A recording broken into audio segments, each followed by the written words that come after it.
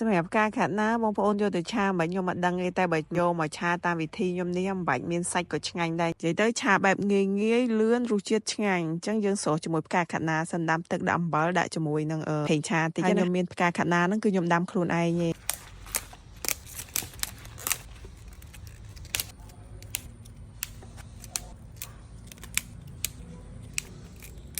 ការខាណាប្រឡេះរួចហើយនឹងក៏យកមកស្រុះជាមួយនឹងទឹករបស់យើងណាបងប្អូនស្រុះហើយខ្ញុំស្រង់ដាក់ជាមួយនឹងទឹកត្រជាក់ហ្នឹងដែរគឺតក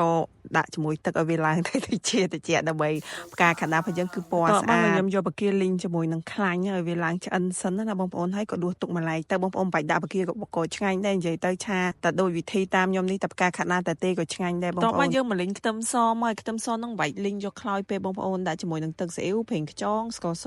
ម្សៅស៊ុបខ្នុរហើយខ្ញុំបន្ថែមទឹកប៉េងប៉ោះបន្តិចណាបន្ទាប់មកយើងចាក់ទឹកម្សៅឆាចូលបាច់ប្រើទឹកត្រីបងប្អូនលីងទឹកម្សៅឆាវាខាប់ហើយចាំយើងចាក់បន្លែចូលទៅបន្ទាប់មកយើងចាក់បកាចូលរួចស្រេចហើយងាយស្រួលហើយរសជាតិវិញបែរជាឆ្ងាញ់ណាបងប្អូនហើយ